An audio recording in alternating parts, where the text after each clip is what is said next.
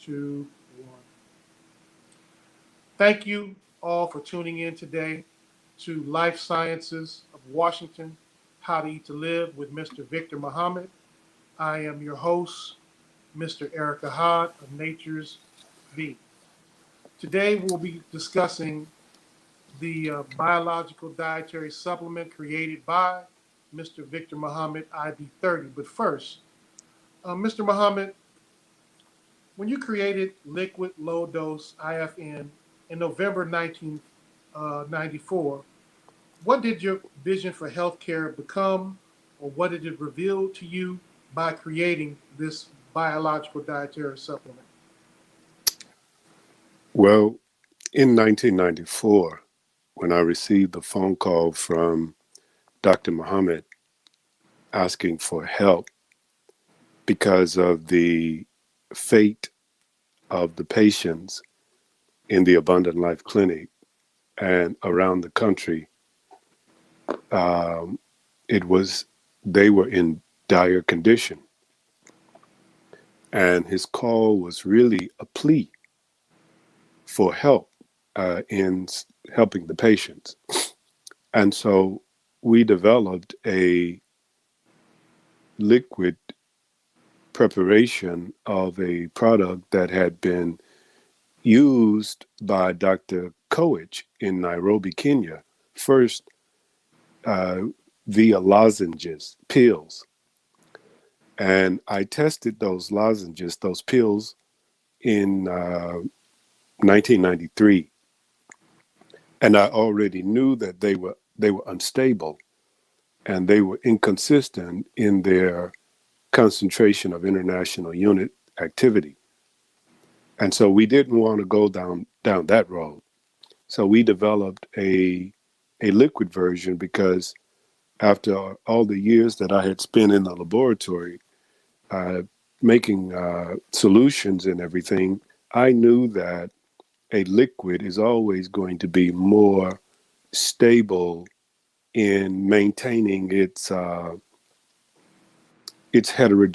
heterogeneity Hmm.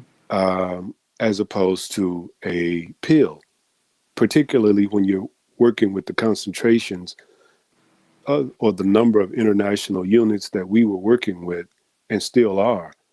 Uh, I knew that it would almost be unreasonable to expect to get a consistency in a pill as opposed to a liquid. So that's when we developed the what what has now become the IB100. And after that, when when Dr. Muhammad and Demetrius Muhammad announced in 1995 October during the Million Man March that Demetrius was now HIV negative and I believe HIV negative and seronegative for uh, the human immunodeficiency virus, then we got an idea of the potential of this product. And within the next maybe 5 years, there were 7 additional people to either become seronegative for HIV or serodeconvert for HIV, or according to LabCorp, the viral load was non-detectable in their serology. And so we saw the potential, and I began to think about the sheer magnitude of this substance and similar substances that could be used in health environments to work in an environment where we could develop additional products similar to this and maybe revolutionize what we've come to know as healthcare. These are not drugs. These are not medications. So we did not pursue FDA approval. And anyone who has a question regarding whether or not our product is FDA approved, it is not, because it's not a drug nor is it a medication, and we don't make claims about it.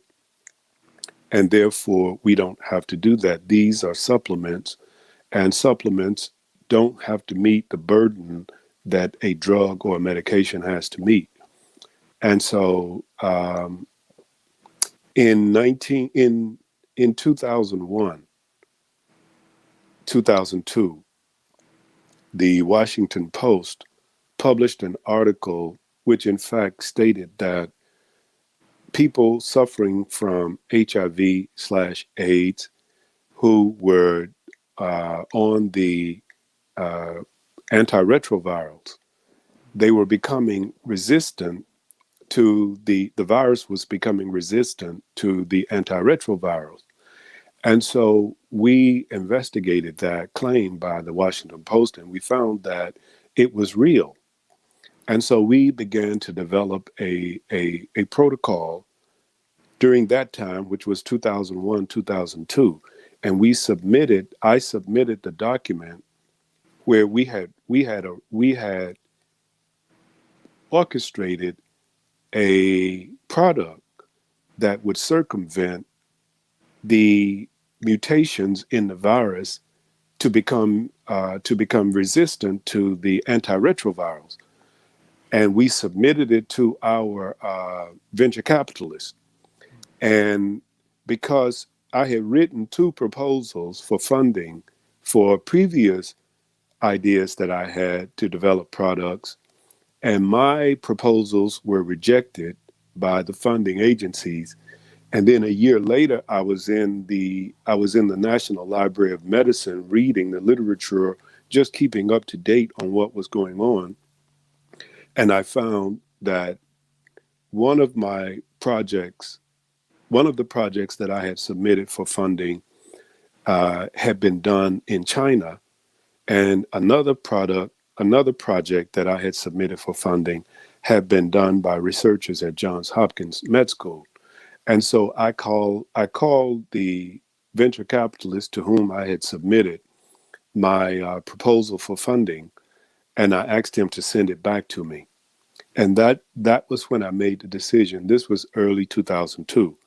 This is when I made the decision, and I still hold to that decision today, 28 years later, that I would no longer submit any proposals for funding to anyone. If I can't fund my own concepts, my own ideas, or I will give a person a schematic or a synopsis of the concept, of the idea. And if that's not enough for them to submit funding to do what we need to do, then we won't get the funding, because I will not run the risk again of having an idea stolen from me because I don't have the funding to pursue it. And so I made the decision that I will either get it funded myself or I'll die with it in my head. I won't give any more. And so that gives somewhat of a brief synopsis of where we are today compared to where we were in 1994, in 2001, and 2002, and now in November 2020. We've come a long way. We believe that the repertoire of products that we have will and have revolutionized healthcare.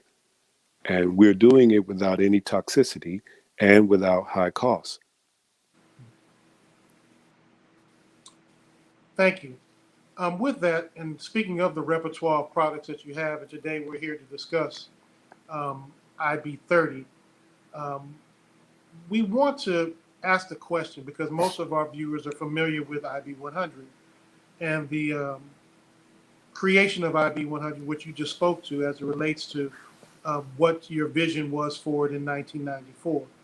And today we found out through the recipients of the products that it is a very efficacious um, natural biological dietary supplement for autoimmune diseases.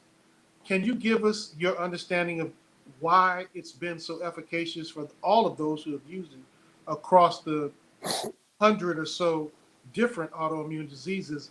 The persons are reporting relief that they've never been able to find before. Are you referring to the IB30? No, the IB 100. The Okay. IB 100. Well, the IB100 has about I guess, about a 60-year history. Well, not the IB100, but some of the amino acids that constitute the IB100. They have about a 65-year history of knowing their potential. Dr. David Koech of Nairobi, Kenya, of the Kenyan Medical Research Institute, is the first to to recent history. And what I intend by recent history, I mean in the last 6,000 years. Dr. Koech is the one accredited in this dispensation of time for utilizing this type of product to in a clinical environment, and he deserves all the credit in the world because I don't know of anyone who was utilizing this type of product in a clinical environment prior to Dr. Koech. Uh, the product, the amino acids in this product, in the IB100, are the same amino acid sequences that the human body produces in response to viral infections. And so it is just a natural progression. Anyone who has given serious thought and serious work in in autoimmune diseases and viral infections, you know that these type of amino acid sequences play a major role in response to viral infections. And it is also becoming known to the scientific community and the medical community that many of our many of the ailments that are characterized as autoimmune diseases do have a viral component in its pathology. And so, um, even if it's not a viral component, some of them come from chemical uh, pathologies, some come from environmental pathologies.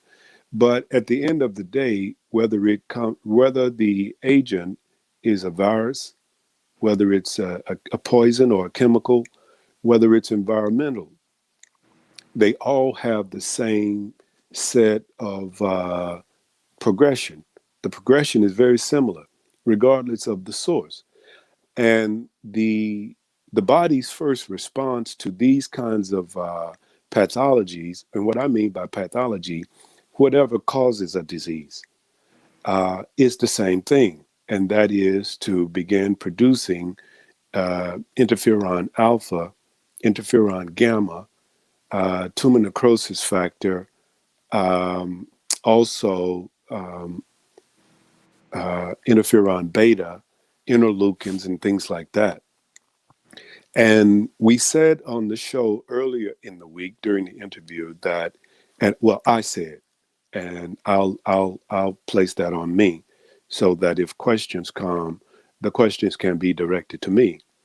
I believe that the human being, particularly in the West, more specific America, I believe that the human being has had its production, its natural production of interferon alpha and other cytokines thwarted, interrupted, deleted, made not to work.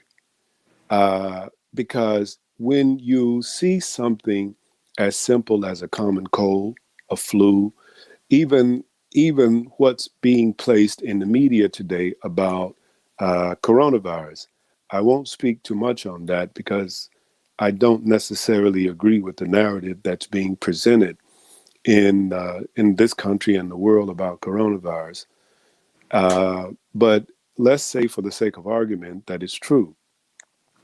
The, these are things that the body, when the body is producing uh, interferon alpha and other cytokines, these are things that the body would normally be able to arrest before it could become a disease. And so we have to remember that we shouldn't see the word disease like a boogeyman. Disease is just anything that places the body at dis-ease, where the body is no longer at ease. Anything. And so it's not a word that you should run from or be fearful of once you hear it. It's just anything that causes the body not to be at ease. That's what the word dis-ease means. And so the IB100 just gives you back the ability to do what your body would normally be able to do if your body were healthy. And the average American, regardless of what we think, we are not healthy. That being said, you also have presented to us in the last month your in the repertoire of biological dietary supplements, a new one in the case of IB19. And can you speak to the characteristics of IB19 and why you saw the necessity to bring this new dietary supplement, this new biological from LSOW to us in your repertoire in the new health paradigm? In 1990, 1991, 1992, I was working as a researcher at the National Institutes of Health in Bethesda, Maryland. And the team with which I was working was we were investigating uh, HIV/AIDS. I was at the National Institute of Dental Research, and we were tasked with investigating some of the genes that were found in HIV and the effect that those genes had on genetically engineered mice, rats, and rabbits. And some of the things that we tested against those genes were cytokines: interferon alpha, interferon gamma, beta, GM-CSF, interleukins 1 and 2, tumor necrosis factor. So I was familiar with all of these cytokines going back now 30 years. And so when Dr. Coach's work hit the scene, and I received the phone call from Dr. Muhammad in 1994, I wasn't new to these cytokines. So I've known about the amino acids that constitute IB19 since graduate school in 1988. And then coming on to NIH in 1990, I knew about these products and their potential, but I had not used them in a clinical setting because I'm not a medical doctor. I'm a researcher, a scientist. And so when Dr. Muhammad contacted me and we saw the results from the work with Dr. Muhammad and other doctors around the country, then I just referred to the training that I had gotten in graduate school and at NIH with these products. And I said, well, if we've gotten the results that we have from one of these products, like the IB100, then I think that it would only be a natural progression to assume that a product that, like the IB19, which is more prolific, has a broader spectrum of activity when compared to the IB100, and even if used in combination with the IB100, it's only a natural progression that it would be effective. And so that was the the understanding or the logic behind the birth of IB19. So today's discussion, we're here to talk about IB30. And IB30 is another one of the repertoire biologicals that you've created as a dietary supplement. Um,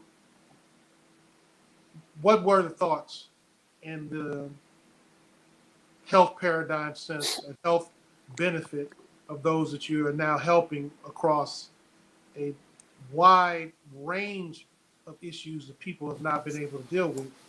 What brought IB30 to your mind, and how do you see people using it during this time, um, as it relates to this, cold, flu, or any other thing that's going on with us uh, today? That's a good question. In 1994 and subsequent years, we we were in constant contact with the medical doctors who were using the product starting in November 1994. And during a meeting one day, one of the doctors told me that he was using the product himself, and he was happy that he was using it. And I asked him, I said, "Well, are you suffering from any kind of infection or anything?" He said, "No, I'm just taking it as a prophylactic." And I said, "I wouldn't do that if I were you." And I won't go into the reason I told him. I explained it to him, but because it's proprietary, I won't go into the reason why I said that to him. And he said that he would stop using it. And so in 2017, I was approached again by a group of people, one of them being a registered nurse. And they again raised the question of whether or not they should take the supplement if they don't have any kind of sickness. And my response was, no, I don't think you should. And I explained to them why I didn't think that they should take it.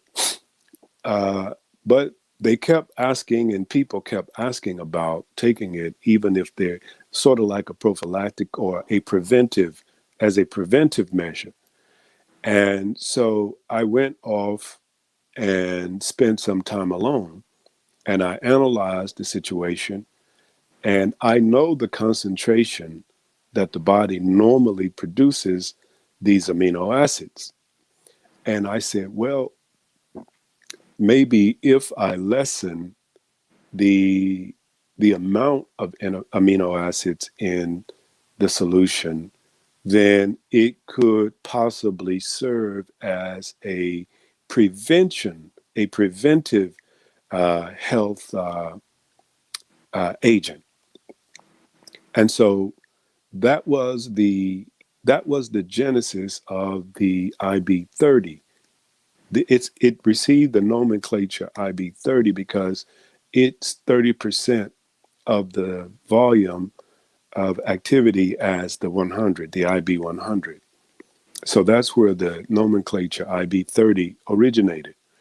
And since that time, which has been now about 2 or 3 years, the amount of response that we've received from the IB30, it surprised me. And I'm glad the people kept pestering me to give them the okay to use it as a preventive measure, because we've gotten nothing but great results from it, and people have found that it's very effective as a like if you if you start around the middle of July just taking the IB30, by the time cold and flu season arrives in late October, early November, your immune system should be comfortable enough to ward off um, infections and ward off cold and flu. And those are the results that we've gotten thus far. Thank you, Mr. Muhammad. We're running a little over. Do you have time for two more questions? Yes, sir. The African American community suffers from autoimmune diseases at the rate of 75% of those that suffer from it. And the majority of those are women of color. IB100, IB30 have been reported to help this group of people with their autoimmune diseases. Um, what would you say is the reason for this phenomenon and the reason for the success that you're having with these dietary supplements in a field where many people just don't have any idea what to take, and they have people all over the place taking so many different things. But it seems as though that this dietary supplement that you've created, this natural biological, is causing a great success and a great uproar with regards to people's health that suffer from autoimmune diseases. Well, stated as we previously stated, the only thing we're doing is returning to the body that thing that it would normally produce on its own were it healthy. The unfortunate thing about the African American is that our diet, our lifestyle is so poor that we suffer disproportionately from disease and death, probably more than any other human alive on the earth. Our lifestyle, the amount of environmental stress, racism, poor families. I believe that the African American, at least I believe that 2 years ago, had the highest divorce rate in the world, the African American. And there is no way a human being can be healthy where your social life is constantly uh, in poor condition. Your diet is in poor condition. If you go to TGI Fridays, Bennigan's, Cheesecake Factory, and restaurants like that, generally you'll find African American women in there, three, four, five at the table, and they're eating food sometimes two, three times a week. This is bad. This is not good. And so obesity uh, permeates the African American community in both the male and the female, but the female is in worse condition on average when compared to the male. This is not good. And there is no way a person can be overweight, suffering from obesity, and have a comparable immune system.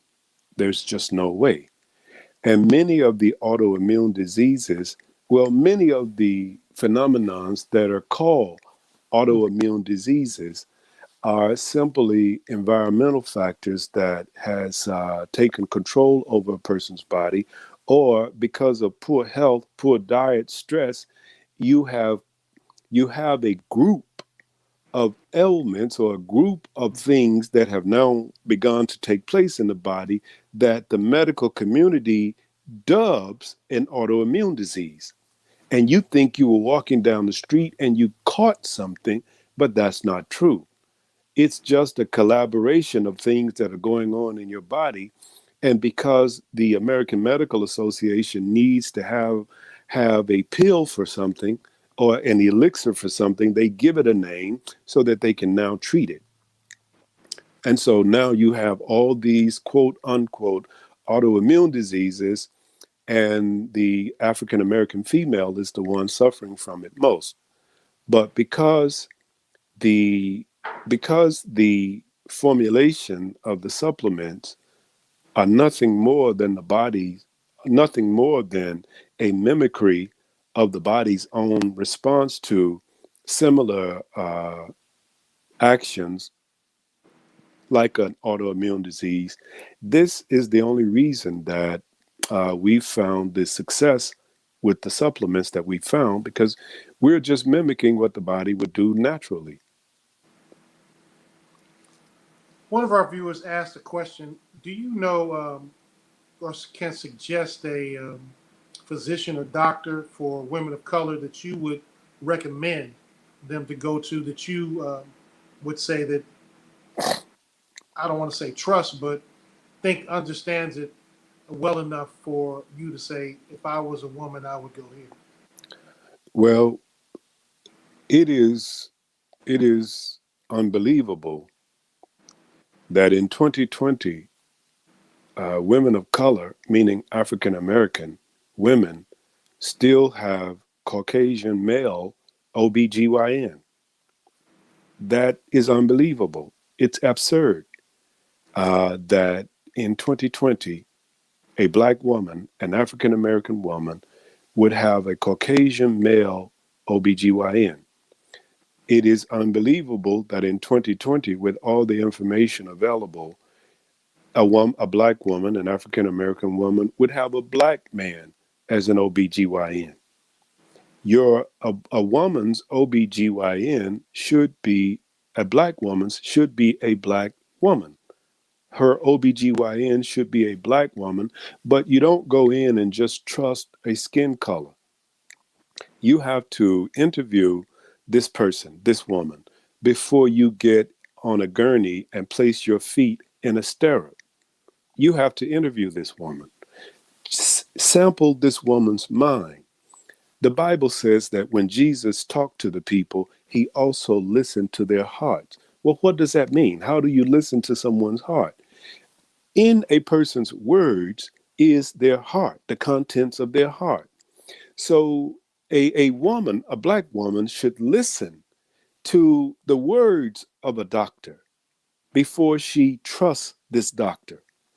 And the only person who I could recommend today would be Dr. Patrice Muhammad. Dr. Patrice is trustworthy. I've known Dr. Patrice for about, whoa, probably 28, 30 years. And she's been consistent.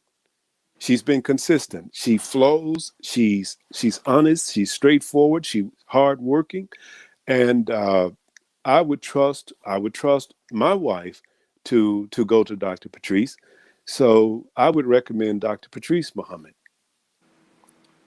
Dr. Patrice Muhammad is also our resident physician and doctor at the Nature's V Autoimmune Disease Foundation, and she is our recommended doctor at Nature's V um, Immunotherapy.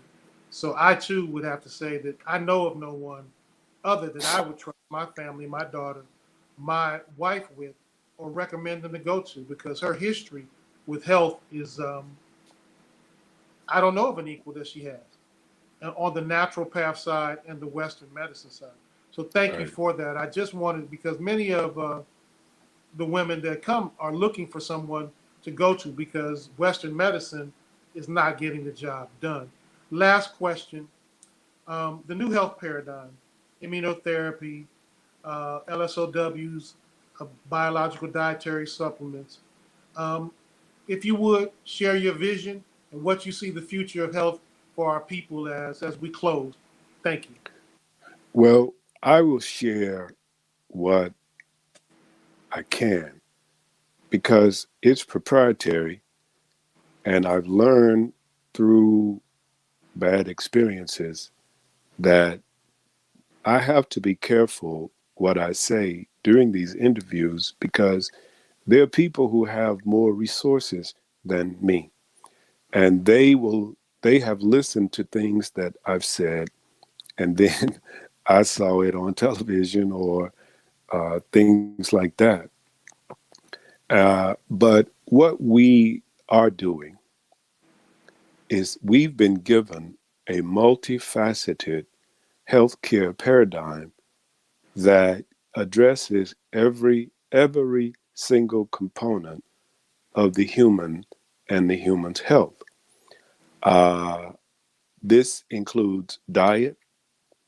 This includes supplements that are proven, that are as efficacious as any drug. That everything that we do, you can't find any negative side effects, and um, we will deal with each and every component of the human being and the health of the human being. That's as much as I want to share at this time. We'd like to thank you for coming on and sharing with us your vision, sharing with us what you've been guided to create for us. And we want our viewers to know that stay tuned in to Life Sciences of Washington, How to Eat to Live Facebook channel, Nature's V Autoimmune Disease Foundation on YouTube. And thank you again, Mr. Victor Muhammad, for your time. Sorry for going over, but I think the people will enjoy the information that you've given. Uh, May God bless you with a wonderful day, and thank you for coming on today. Thank you for having me. Have a good day. You too.